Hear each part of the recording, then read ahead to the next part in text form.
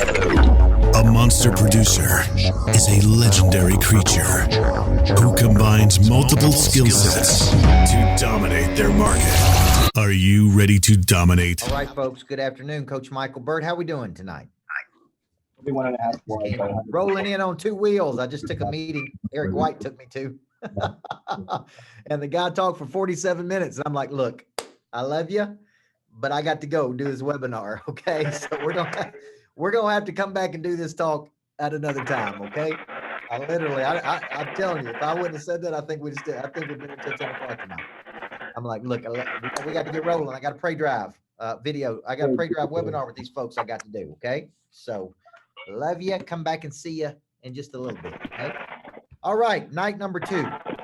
We're going to figure out, we're going to start separating the people who are committed and not committed, folks. Because when you can commit to something and learn something and really, really, really master it, like this concept of pray drive, it is so prevalent in everything you do.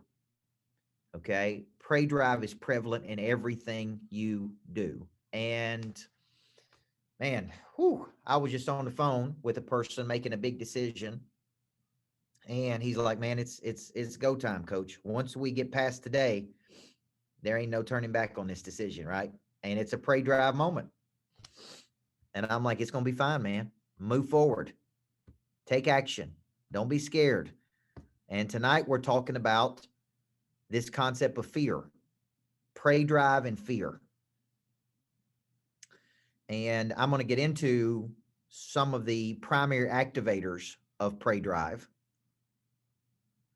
And it's so good to see so many women on this webinar because my publisher, McGraw-Hill, told me that the concept of pray drive would scare women off. And I'm like, look, women got to pray drive too, folks. And they're like, we can't use the word pray drive in the title of the book. It's going to alienate half the population. I'm like, look, man, I coach women every day. They got to pray drive. Men's got to pray drive. Okay. They ain't going to scare people off if you put the title on the book called Pray Drive, folks. So I don't know if I'll win that battle or not, but I'm sure going to try, because I really believe that this concept is about instinct. And so there are moments in life where you have an instinct to take an action. Okay. But with that instinct comes a fear. Okay. And let me tell you why that is. If you study civilization, primitive years, we woke up every day afraid of everything because it was literally, right, survival of the fittest.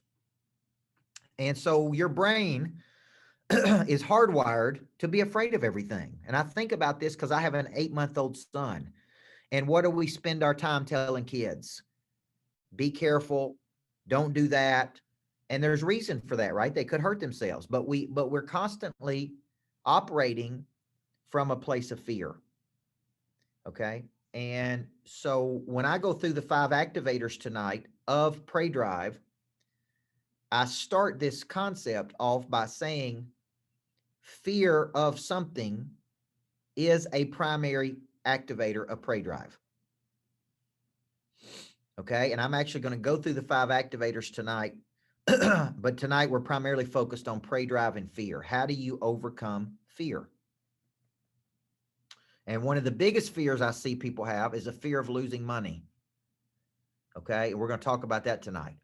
Is your relationship with money, because this is very critical to you being able to do something big in the world. Okay. Now, if you were on here with us last night, you know that we talked a lot about Pray Drive in dreams. And how many of you really walked out of last night saying, man, you got dreams that you need to pursue? Right. I know I did. I walked out of last night going, man, I got dreams. I got hopes. I got ambitions. I got things that I need to do, that I'm supposed to do, that are on my heart, that are in my mind, that are in my imagination. And so last night was kind of giving you permission, no matter where you are in life, no matter how young or how old you are, to get back to pursuing these dreams that you have, right? And I used the example of my own mother, spent her whole life taking care of kids and other people. My mom's a nurse, so her whole life has been dedicated to the caring of other people. And now what I'm starting to see with her at 60 years old is I'm starting to see these wheels turn about her dreams. And she's got dreams, personal dreams of things she wants to do. So last night was about telling you, man, you cannot check those dreams to the side and never pursue them. That will be a regret that you will have later in life. When Jeff Bezos made the decision to start Amazon, he was making a lot of money at D.E. Shaw, which is a financial firm. He was a financial analyst. He was very smart. And he was trying to make this decision to start this internet company called Amazon. And he sat down and he created what he called a regret minimization framework. And he asked himself a simple question: at 80 years old, if I live to be 80 years old, will I regret if I don't do this? And he said, I absolutely believe I will regret if I don't take action. And he called it the regret minimization framework. I think it's a cool thing. It's a cool nerdy way of saying, hey, if you're sitting there at 80, will you regret if you don't take action or if you do take action, right? So last night was about dreams. Tonight is about what holds you back from those dreams, which is fear. Okay. Now, for the purposes of tonight, I'm going to go through the 5 activators of Prey Drive. And we're only going to focus on one tonight, but I want to give you the 5 activators. This is what I'm writing about in book. Remember, there's 3 components. Last night we talked about 3 components. Prey Drive has to be activated. There has to be a persistence to it. There must be an intensity to it. Right? Those are the 3 things we talked about last night. Now, then we move to what activates your Prey Drive. What activates you wanting to pursue a big dream? What activates your motivation? What activates your drive to play at a higher level? Okay. And I have found over 28 years of coaching thousands of people that there are 5 primary activators. Okay. Number 1, fear of loss. Okay. And that's one we're going to talk about tonight. Fear of something. Okay. Number 2, competition will activate your Prey Drive. You want to win. There's a trophy. There's a competition. There's a game to play. Okay. I see E. White on here. Eric told me this morning during a sales meeting that we couldn't sell somebody. And I'd be dang if I said, man, I will show you today that we can sell them something. He activated my Prey Drive. He's like, nope, they're not in a buying position. I'm like, I'm calling that dude right now. I'm going to show you that we can sell him something, right? It activated my Prey Drive. You know why? Because I'm a competitor, man. And you tell me I can't do something, I will not go to sleep at night trying to prove to you that I can. Everybody with me? So competition is an activator of Prey Drive. And you need this. You need a good competition. Here's what I find. When you get bored, stuck, complacent, in a rut, it's because you don't have anything to compete for. You don't have anything to compete for, man. There's no winning, right? And even if it's a trophy in your mind, you don't even need a physical trophy. It's just it's one back there in your little brain that says, man, I won. So that's an activator of Prey Drive. Number 3 activator of Prey Drive is exposure. And I'm a big believer in this one. You see something.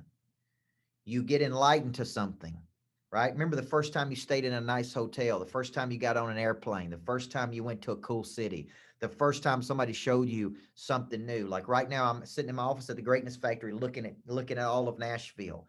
And man, it's just exposure, the mountains, the city, at night, the energy, Titan Stadium, man, it's just, right? Some people come here and they just go, God, this is so cool, man, just looking at this. It exposes them to something. When I was growing up, I never went to a big city. I never got on an airplane. I never vacationed anywhere cool. I stayed at the Best Western. We went to the same place every year on vacation. We went to the Gatlinburg, Tennessee, the Smoky Mountains, and we stayed at the same Best Western because it had an indoor swimming pool. And I remember growing up, I went, and then I started going to New York City and Chicago and LA and Miami, and I started seeing all these big cities. I'm like, oh my gosh, this is so cool. Look at all the people, look at all the opportunity, right? And one of my dreams was to have a condo up on a high floor overlooking the city. Okay. So now I have this beautiful condo in downtown Nashville on the 35th floor overlooking Broadway. And at night, man, it is so beautiful. I took my daughter, who's 9 years old, down there, and I said, I want you to see this. And she sat at the window one night just looking at the city. She's like, Dad, this is so cool just to see this. I'm like, this is opportunity, sweetheart. When your daddy was growing up, he didn't see any of these things. I didn't see a big city. I didn't have a condo in the city. I didn't, right? I want you to see. And she just loves going down there because why? Even at 9 years old, she gets, this is exposure. Yes or no? I'm seeing a bigger world, folks. Some of you are playing too small because you're not exposing yourself to bigger things. And you need to get around big time people doing big time things. Okay. I see Nathan Weathersby on here. Nathan, I was coaching a guy today, did 106 million in the mortgage world up in Chicago. And I said, when I throw around numbers like that, like I'm coaching a $200 million producer, $150 million producer. Today, I was coaching a $106 million producer. Some mortgage people can't even get their mind around doing 100 million. And because they can't even get their mind around doing it, as soon as I say that, they're like, I'm out. There's no way in the world I could do that. Folks, every big star that's a big star was once a little star that wanted to be big. Yes or no? They didn't start off doing 100 million. They started off doing 1 million. Okay. So that's the mindset, folks. So exposure is an activator. Okay. Then we've got environment. Number 4 activator prey drive is environment. And environment is, I'm going to place you in an environment you can thrive in. Okay. I want to place you in an environment. How many of you believe that there's certain environments you perform in at a much higher level? Okay. I'm a big believer we can create these environments. That's why I'm building greatness factories. Is I believe a greatness factory's got energy, it's got people, it's got opportunity, it's got exposure, it's got environment, it's got competition. It's got all these things, man. So I believe if you're leading a team, what you're trying to do is create an environment where people can thrive in. Okay. And you are the primary driver of that environment. Okay. And the 5th activator of prey drive is embarrassment. And let me tell you why this is important. I had a guy call me once. He said, man, I'm so embarrassed. He said, man, I'm sleeping in my car. I'm broke. And I said, you're not embarrassed enough. And he said, what do you mean? And I said, because I watch you during the day and you don't make sales calls. You don't work hard to close any business. I said, if you were really embarrassed by sleeping in your car and not having any money, you'd work harder. Right? You don't work hard enough. You ain't embarrassed enough. Embarrassed is dead broke, man. You got nothing. You're embarrassed to go home and show your kids that you don't have anything. That will drive you to, right? So there's 2 types of embarrassment. Embarrassment is, I know I can play at a higher level and I am operating at a low frequency, and that is no longer acceptable to me. I am actually embarrassed by the level I'm playing at. Does everybody see that? I do not use embarrassment to coach people, but I will say to a person, help me to understand why you got so much potential and you're operating at such a low level. Help me to understand why you're getting the results you're getting when I see so much potential in you. Like telling a person at 14 they got potential is cute. It ain't cute at 42. Right? Penny hip. When a person tells you got potential at 42, it's like, here's what they're really saying is, come on, let's go. Let's do this. Let's get up and get moving. Those are 5 activators of prey drive. Now, what if I told you there's times in my life that I'm embarrassed by the level I'm playing at in comparison to what I'm capable of? And that motivates me. I see other people I compete against, and I'm like, man, that dude ain't a bit better than me. Why is he playing at a higher level than me? That person, there's no reason that person should be outperforming me because I'm more talented and more skilled than they are. Now, what do they know that I don't know? That's a form of embarrassment. Everybody see that? Okay. Now, if I stopped right there and just said, what's your primary activator? If I pinned you down and said, what's your number 1 activator? What would you tell me yours is? Fear of loss, competition, environment, exposure, embarrassment. What do you think your primary activator is? I'm just going to take a second and look at these.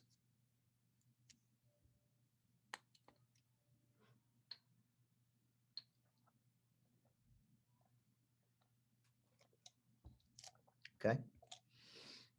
Now, I want you to notice, folks, what a lot of people are saying here. Okay. We got a lot of fear, environment, exposure, but a lot of fear. Okay. Now, the reason I'm saying that is because you need to know what your primary activator of prey drive is. Okay. If I don't have a fight, I go looking for one.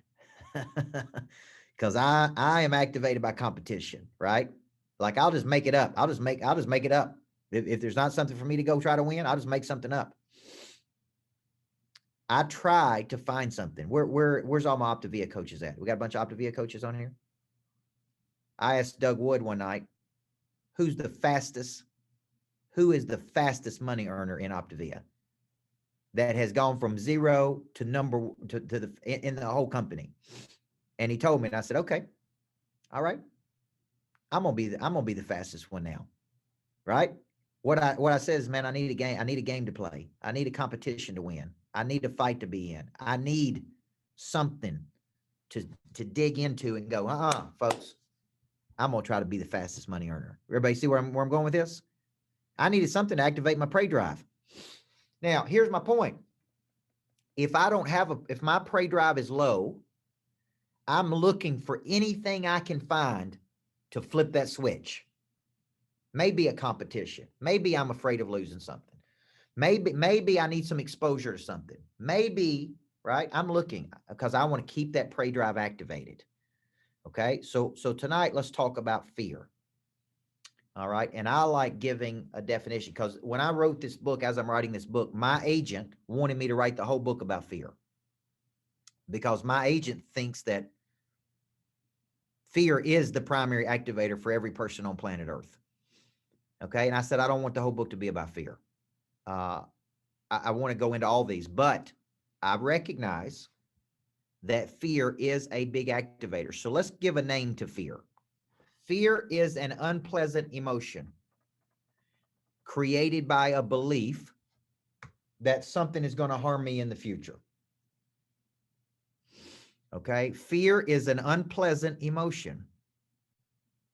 It is created by a belief that something is going to harm me when? In the future. Now let's break that definition down. It's an emotion. Anger is an emotion. Jealousy is an emotion. Disappointment is an emotion. How many of you, when you have some of these emotions, it really knocks you down? Right?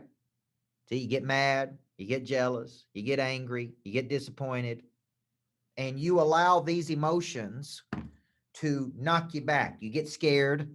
And what most people do when they have this unpleasant emotion is they contract. Everybody see that? They contract. Contraction means I move to a place, I back off.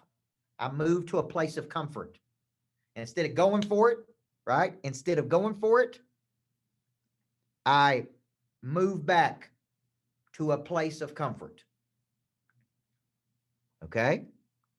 When you have these emotions, I actually want to teach you tonight that these emotions can be a good thing for you. That these emotions can fuel you. Does everybody understand? It's the usage of these emotions that is very important. So I want to use a word here. I want to use a word called conversion. Okay, conversion. I want you to learn to convert a negative emotion into an action. Okay, I want you to learn to, right? I want you to learn to, right? Convert like a converter. You know how their energy is conversion? I want you to learn to say these emotions can be the raw material and the energy that I use to do something big. Okay? They are not debilitating me. They're not prohibiting me, because a lot of people get emotional. A fear is an emotion. It is an unpleasant emotion. It's a negative emotion. It is created by a belief that something's going to harm me in the future.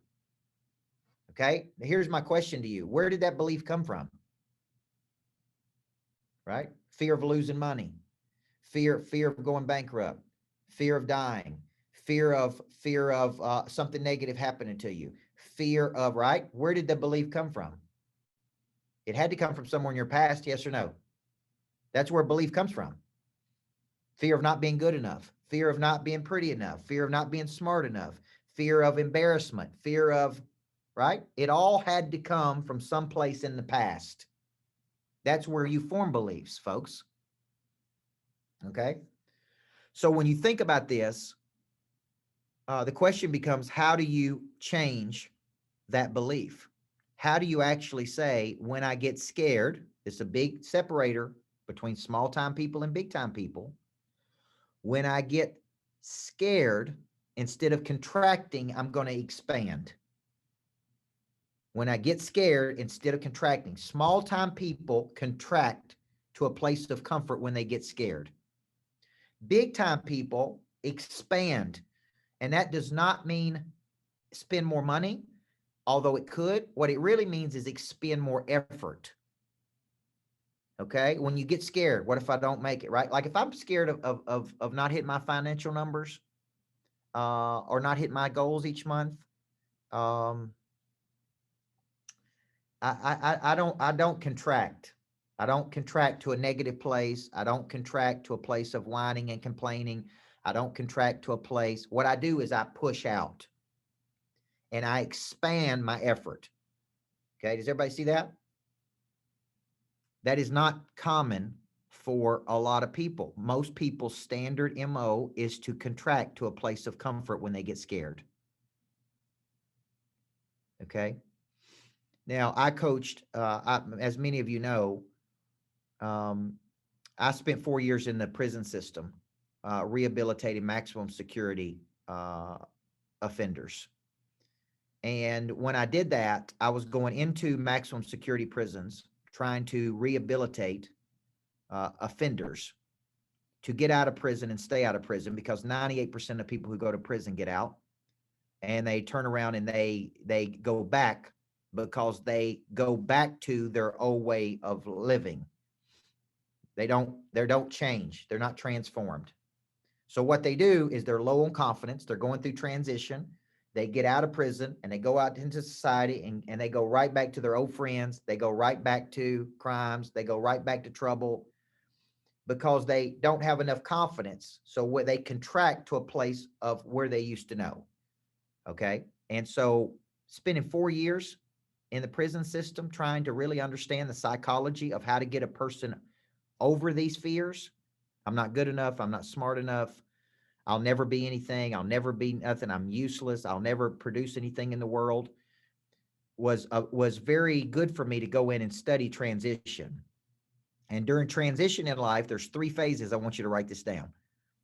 And everybody goes through transition.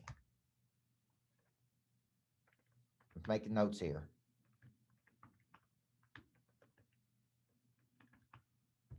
Okay.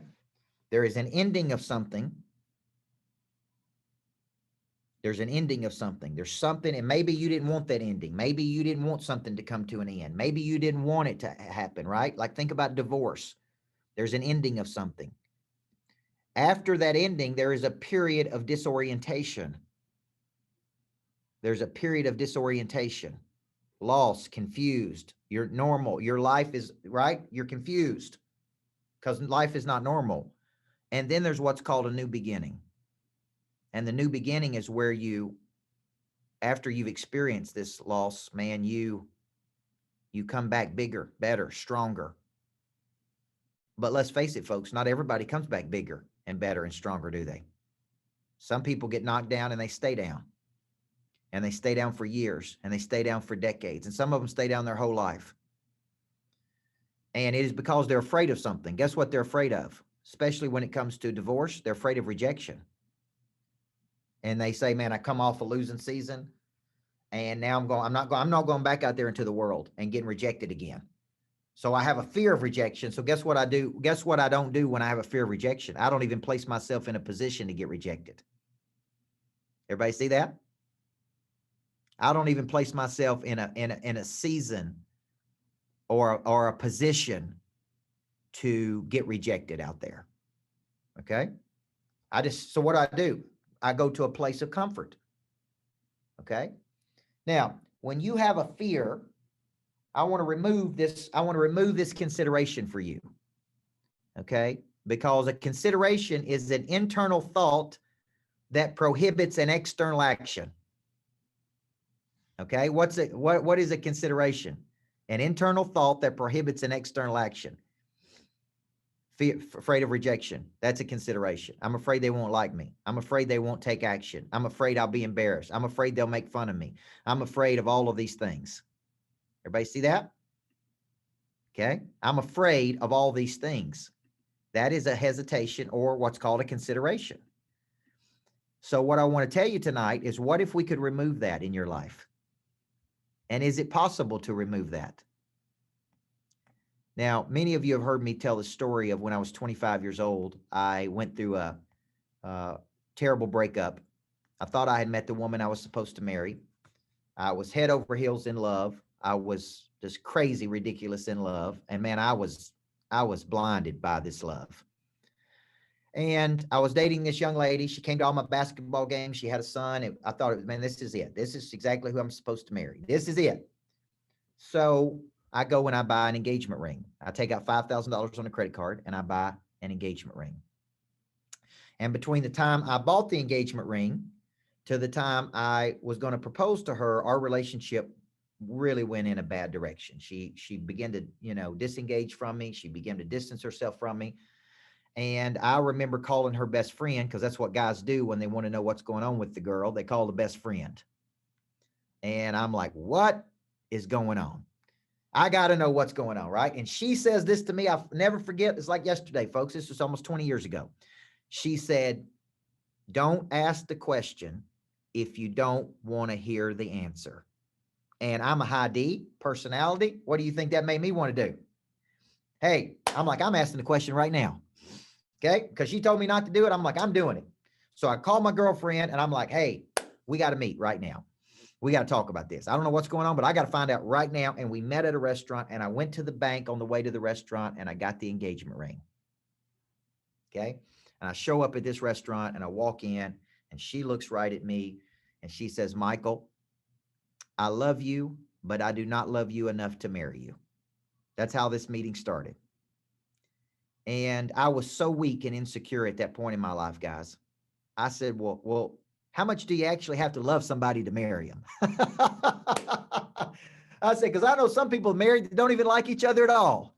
Now, that's how pitiful I was at 25. That's how low of confidence I had. All of my confidence was predicated by what she thought about me.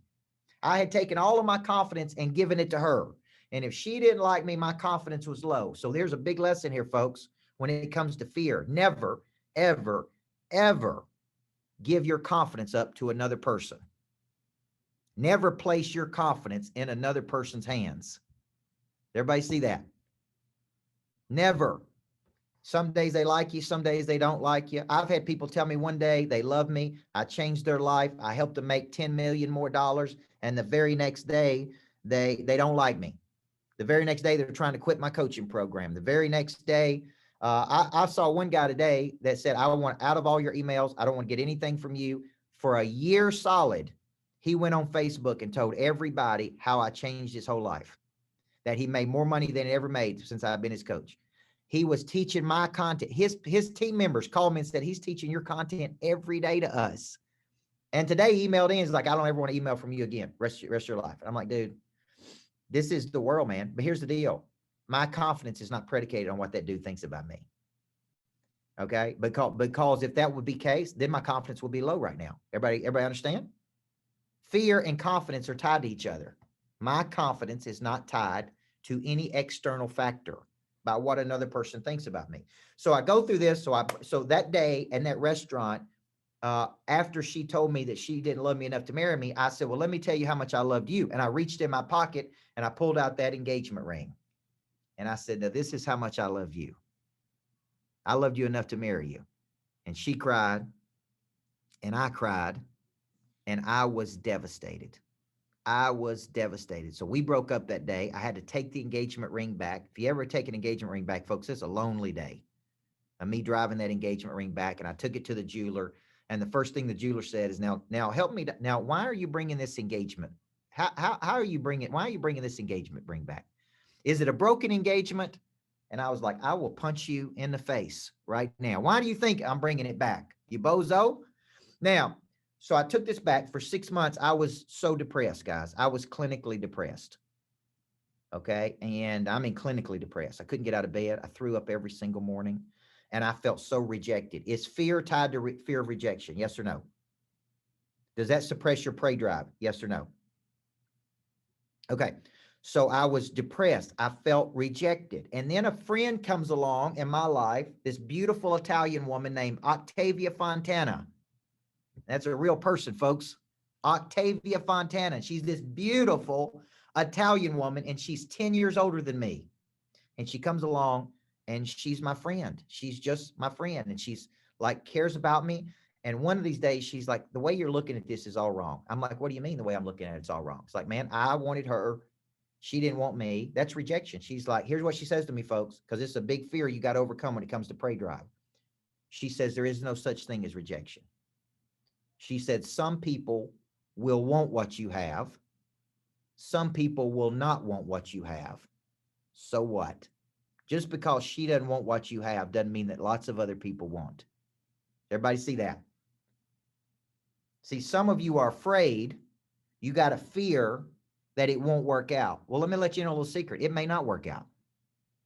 You may give 100% of your effort to something and it still may not work out. You may try a business and it may completely fail. You may put some money into something and you may lose every bit of that money. Do you know that Jeff Bezos told his own parents they gave him $300,000 to start Amazon, and he told them there's a 70% chance that you will lose every dollar you give me with this idea. Do you know what $300,000 invested in Amazon was worth today, folks? Okay, it ain't $1 million, folks. It's more like $1 billion. $1 billion. 300, that investment, he said, there's 70% chance you're going to lose everything. That $300,000 worth $1 billion today. Now, here's my point. Once you know that, what's the worst thing that could happen? What's the worst thing that can happen? They hang up on me. The worst thing that happen is I lose the money that I made. Can I not go back and make some more? What's the worst thing? There is no such thing as rejection. That's one of the greatest fears people have. So what happens is you don't pursue something. You have a prey drive moment. You have a prey drive moment, but you don't pursue something. And you don't pursue it because you have a fear of something. What is that fear? Okay. What is that fear? Fear of what? What is the fear? Fear they won't like you, fear of embarrassment, fear that they won't commit to you, fear that they won't give you the money. Now, let's address something, folks, because this is very important. Many of you have a fear of losing money. You have an adversarial relationship with money. And I know, because I was raised to be scared to death of losing money. I was raised in a house where every time you walked out of a room, what do you think my mom said? Turn the lights off. You right? Well, she told me when I left the door open, you trying to right? You trying to cool everybody, right? Turn the lights off. Turn the water off. Make sure all the lights are off, right? We got to conserve the electricity. Like I was raised from a scarcity position, meaning there's not enough. So everybody is a competitor. Does everybody see that? If Richard is getting some, then he's got to be taking it away from me. Okay. And so what that does is it puts you in a constant fear of losing what you have. Okay. And so when you have that mindset, so let me ask you a question. If we went to the ocean today you could get a teaspoon of water out of the ocean, or you could get a 20-gallon bucket. Does the ocean care? Because how much water is there? It's infinite. It's unlimited. It's everywhere. Where does air stop and start? It's infinite. It's unlimited. Is there a shortage of money in the world today? Is there a shortage of opportunity in the world today? See, I'm in Nashville right now. When I look at Nashville, I look at all those high rises and I see all that opportunity. And you know, all those high rises started in the mind of one person that wanted to build that. Right? It's everywhere. I look out the windows right now. There's people. You don't need more money. You need more people. The people have the money. There is no shortage of money. There is no shortage of opportunity. There is no shortage of anything. There is a shortage of prey drive, and a shortage of courage, and a shortage of confidence, and a shortage of effort. There is not a shortage of money, folks. In 2017, there were over 500,000 people who became millionaires in 2017. There was only 4,000 people that climbed to the top of Mount Everest. It's easier to become a millionaire than it is to climb the top of Mount Everest, folks. Do you know how many millionaires will be made during this period, during this COVID period? Of how many people, of how many businesses will be actually started, of how many people will capitalize on opportunity, of how many people will start a business that solves a problem during this period? When we look back in history, I'm telling you, there will be more millionaires made during this period than almost any period. So what are you afraid of? You afraid you can't reproduce the money? You afraid you can't replicate it? Money is a piece of paper. That's all it is. It's one of the greatest commodities in the world. It's everywhere. It's literally everywhere. Everybody follow me here. And you say, Coach, why are you talking about this? Because if you sat in my sales department every day and listened to the conversations, Coach, I want you to be my coach, but I don't have the money. Coach, I can't even afford $99 a month. Man, I'm so broke, Coach Burt. I don't have any money. Like, we hear this all day, every day, over and over and over. And what it tells me is you don't have a money problem. You got a confidence problem. You got a prey drive problem, because the money's out there, folks. I took a meeting with a guy yesterday. He was all dressed up in a suit. I said, what are you doing today? He said, I'm raising $200 or $300 million. I said, say that again. I'm raising $200 or $300 million to do a big real estate project. And I got dressed up today because I'm talking to investors. He said, man, everybody wants in on this project. Right? You're thinking about how to find $100. He's going out finding 200 million. See the difference? He had confidence coming out of his ears, because he knew he was going to get it. He's like, man, I don't even know if I can get everybody in. That's how much money's out there. I don't even know if I can get all the investors in, right? It's a fear. Fear is an unpleasant emotion created by a belief that something's going to harm me in the future. How many of you would say at some point in your life you've had an adversarial or fear-based relationship with money? Be honest. Yeah. Afraid to lose it, afraid to spend it, afraid to invest it, afraid, scared to death. You know what you're really afraid of? That you can't replicate it, that you can't go back and get some more. That's what you're afraid of. There's a fear there. So how many of you think that prohibits you? Okay. Now I'll go back, because I know we got a lot of Activator coaches on here. How many of you guys, that's a health coach, that knows a person needs to get on the nutrition plan you're selling, but that person is scared to death to part with $400 to get the fuelings they need? How many of y'all heard that before? And they're like, $400? Are you kidding me? $400? And I'm sitting there going, are you kidding me? Like, we're talking about $400 here. Like, you spend $400 at Texas Roadhouse on a weekend. It's the way you look at it is the problem. What is your health worth? What is your energy worth? What is getting your life back worth? What is getting your confidence back worth? It's a whole lot worth a whole lot more than $400. See, but that's the world we live in. Fear. Okay. Now, and this is a very important part of this equation on prey drive, because prey drive, Kathy Newman, is an instinct to pursue something. And then what happens is you have all this fear. So it's called the 3 brain abilities. The 3 brain abilities say this. You first have a vision. Okay. Eric Spence, I got a vision. Boom.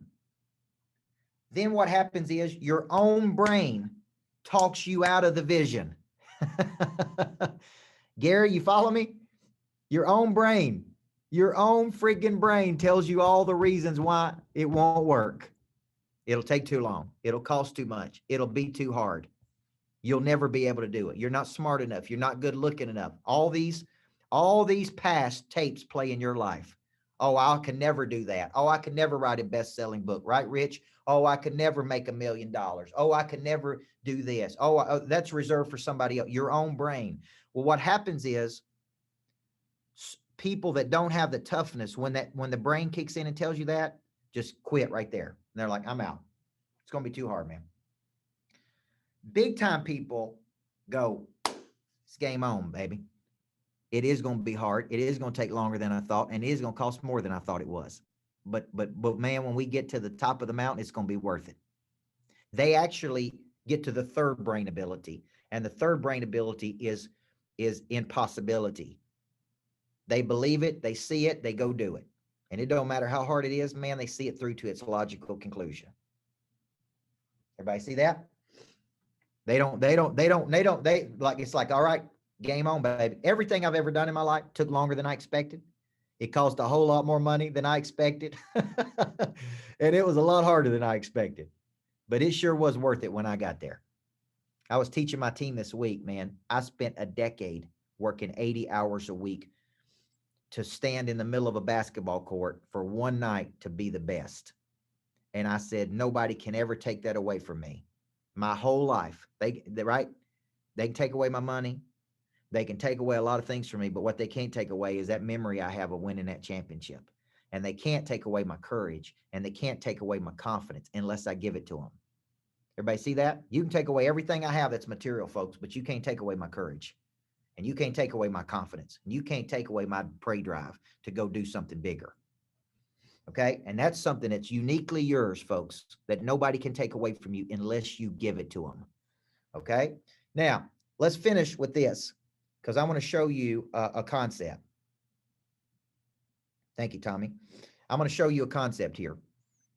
In March of this year, when this pandemic happened in the world, I was scared to death. And you say, why was you scared? Because I speak for a living. That's how I make money. I go on the road. I get in front of people. I do boot camps. That's my whole life. And that's what I love. Well, in March of this year, I couldn't do any of those things. You can't speak. There's no events. All the companies that I go to live are not doing events. And I was scared to death. Our sales numbers dropped considerably. I'm talking by hundreds of thousands of dollars. And I'm like, man, I have worked 10 years of my life to get here, to build something, and every bit of it's going to be taken away from me. I'm going to have to lay everybody off. I'm going to have to fire all my employees. I'm going to have to give up my dreams of a greatness factory. I'm like, man, I don't know what I'm going to do. And I felt sorry. I felt sorry for myself for just a little bit, which is never an answer to anything. How many of y'all agree with that? Feeling sorry for yourself, pouting, whining, blaming, pointing fingers, making excuses. That's never the solution to any problem you've got. And so I did that for about a couple days. I was depressed, upset, mad at everybody.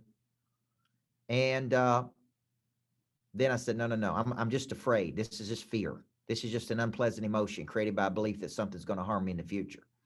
And I kept telling myself, what do big time people do? What do big time people do when they get afraid? Well, they do what? Expand. They push. So I came in one day and I said, here's what I'm going to do. I'm going to multiply every single thing I'm doing. If I'm doing a video a week, I'm going to do a video every day.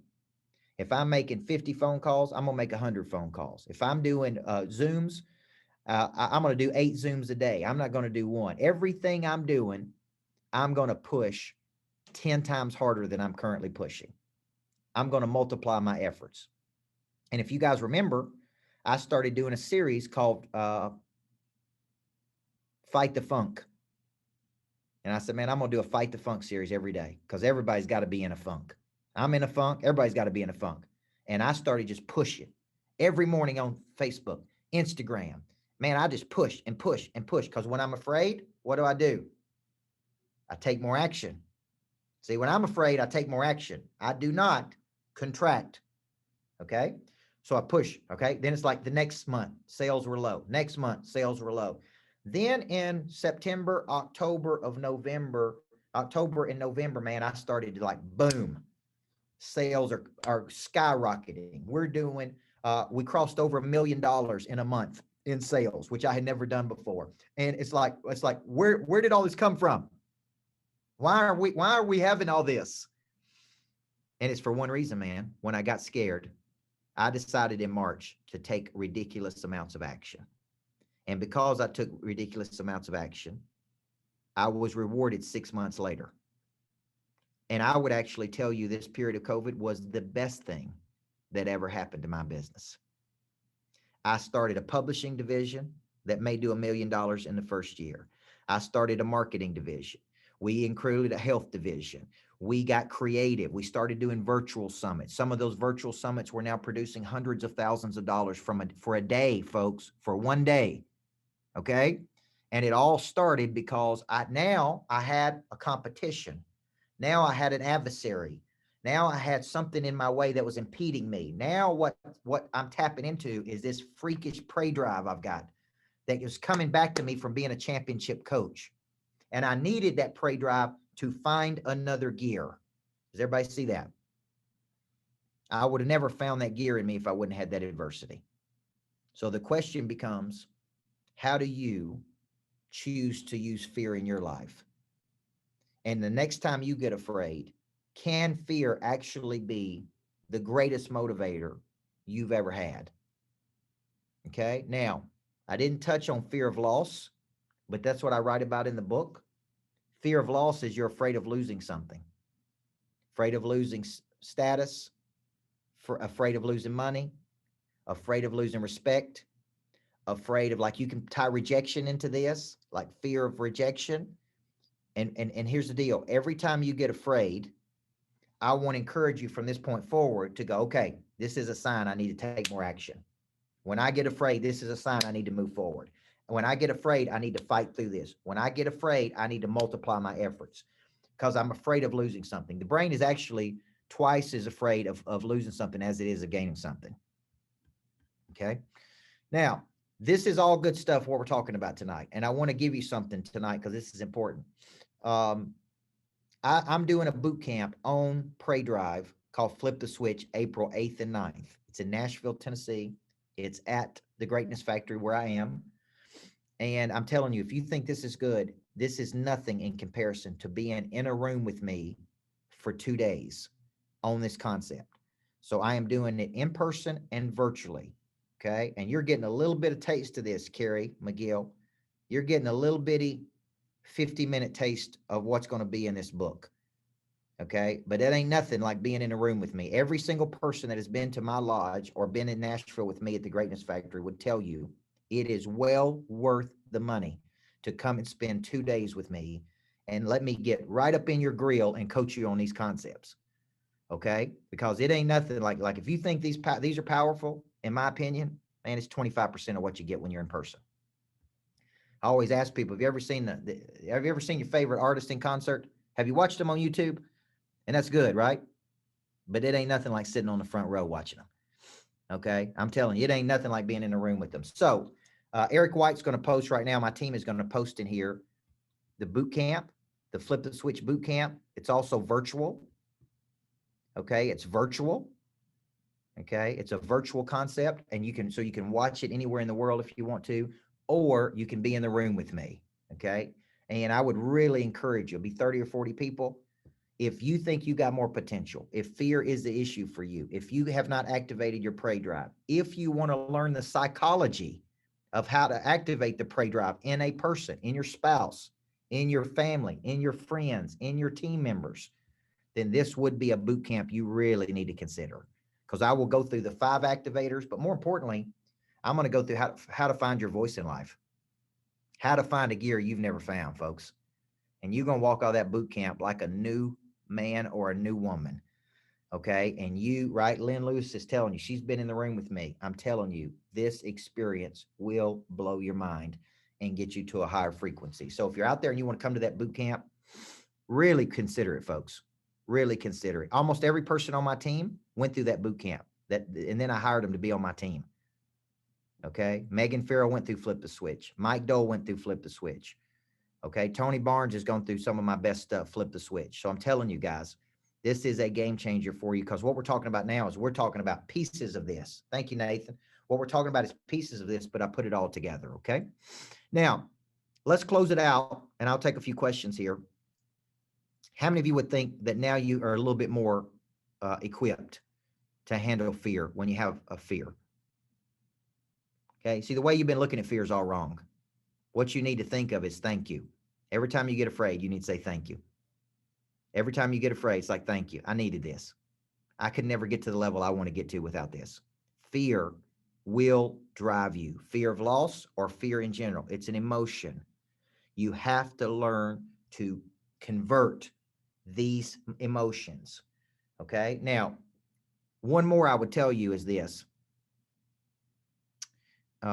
Instead of why has it happened to me, ask the question, what's it trying to teach me? My wife came home one day and she said to me, she started coaching. We had an insurance company call in and want my wife to coach the women, because my wife's got a book out called Living with a Monster. And it's about how you live with an obsessed person. And so this insurance company called in and they said, we want your wife to coach the women. And I said, well, you know, how much are you going to pay her to coach? And they said 50,000 or something like that. And I'm like, she'll take it. I'm like, sign her up. And I went home that night and I said, hey, I got you a coaching gig and you're going to be coaching all the women at this insurance company in St. Louis. And she was like, what? Like, what? Are you crazy? Like, I don't have the coaching background you do. I don't have the pedigree. I'm like, you're an expert. You're an author. You wrote the book, Living with the Monster. This is your first coaching gig. They're going to pay you $50,000. And she was so mad at me. She said, I'm scared to death. I don't know what to do. I said, take your book, break it down. Those are little chapters. Meet with the women. I said, this is going to be great, sweetheart. You're going to be perfectly fine. And I sent her to, sent her with me, and she was scared to death. She got all dressed up. She looked beautiful. She's all dressed up. She goes to St. Louis. And here's what they did. They put her with all the women. They put her with different women. I think Kelly Perry's on here. And, she may have worked with them, but Kelly will appreciate this. Is they would basically put her in a room and they'd say, well, these 4 women have got these problems. You need to go in there and work with them. These women got these problems. You need to go in there and work with them. That's what they would tell her. And she would go in there and she would, listen to the ladies and she'd say, this is what I think you need to do. And right. Then she came home one night and she said, oh my gosh, this is so frustrating. I tell these women what I think they should do and they don't go do one thing I tell them to do. And I said, welcome to my world, sweetheart. Now you know what it's like to coach a bunch of folks. And she said, how do you handle this disappointment? She said, how do you handle these people letting you down all the time? And here's what I said to her. Don't ever forget this, folks. I said, when you help 10 or 15 people and 4 of them let you down, man, it's a major disappointment. I said, you go out and help thousands of people every day. Those 4 people disappoint you, won't even bother you. I said, the real problem is you ain't helping enough people. You go out and help more people. The few that let you down, it won't even bother you. So the key to disappointment is to help more people, because there will be people that disappoint. It disappoints me that I helped a guy make $1 million more and then he don't want to get my emails. That disappoints me, but it ain't my loss. It's his loss. Okay. It ain't my problem. It's his problem. Okay. So here's my point to you. Fear, disappointment, anger, resentment, jealousy, right? These are all emotions that you can use to flip the switch in your life. And if you do it right, folks, these will be the emotions that really get you to a higher level. Fair enough? This has been a good webinar for you tonight, folks. I'm passionate about this concept. I hope this is a book. I hope you buy it when I finish writing it. I'm right now during the writing period, so this has been very good for me to teach it to you. I'm locking myself up at certain places and writing this book. It's a labor of love. Remember, I do want to see you at the Flip the Switch. We also have a new Monster Nation conference that I'm rolling out. I'm going to be doing a big conference in Nashville, Tennessee, September 10th through the 12th. And I would love to see you come to Nashville and spend 3 days with me. I expect 400 to 500 monster producers to be there. So, look at Flip the Switch. Right now, our coaching program includes a 2-day boot camp. I'm perfectly fine if you want to take Flip the Switch or Monster Growth. So if you get into the coaching program, you can pick which boot camp you want to come to, Flip the Switch or Monster Growth. So I want you to really look at being coached by me every week, not just a couple days. It's only $14.97 for the entire year to be in my coaching program, folks. And you heard that right. It's under $1,500 for a full year to be coached by me. So if you like these, I really want to encourage you, because it includes a 2-day boot camp. If you want to just come to boot camp, come on. I think it's $9.97. We'll put you in there, but why wouldn't you just get the coaching program and the boot camp if you're going to do it? And why not just take advantage of both of it? And I would really love to see you at my Monster Nation conference later this year, September 10th through the 12th in Nashville, Tennessee. I'm telling you, 3 days, it's going to be incredible. The energy is going to be great. But more importantly, we're going to teach you things you need to do to really grow your business. Okay. Now, tomorrow night, I think Kara Palmer is on here. And if you're out there and you're wondering how I market, how I send out so much marketing stuff, how I reach over 400,000 people a month, how I hash and rehash, we use a company called Genie Rocket, and Kara Palmer is on here. And if you want to set up anything, if you're looking for marketing help, pre-drive marketing help that can really push out, then just email Kara at coachburt.com. She can give you a free trial of that. And I'm telling you, this is how I reach a lot of people. This is how I help people. Tonight, there's 101 people on here. There's 101 people on here, folks. This is how I reach people. Not 1-to-1 meetings, but 1 to 100, 1 to 300, 1 to 500. So if you're interested in knowing how I reach as many people as I do, you really want to check out Genie Rocket and Kara. It's Kara at coachburt.com. And listen, it ain't gonna cost you anything just to do a free consult with her, to let her show you how it works and how you can get started in that. Kara at coachburt.com. It's called Genie Rocket. That's the tool that we use, and I think it can be really good. Now, I got one more night, tomorrow night, on this 3-night series. Fair enough? And I hope to see you back tomorrow night, and I hope you're getting value out of these. I try to bring you everything I got every time. I leave nothing on the table, man. Okay, my life is here to help you get to a higher frequency in your life. So thank you so much for showing up tonight. God bless you. My team will stay on for just a few minutes. And if you got any questions, please ask them. If we can help you in any way, my team will be happy to help you. If you want to go deeper with me, we'll be happy to do that. And God bless you. I believe everybody needs a coach in life. Thank you so much for spending some time with us tonight.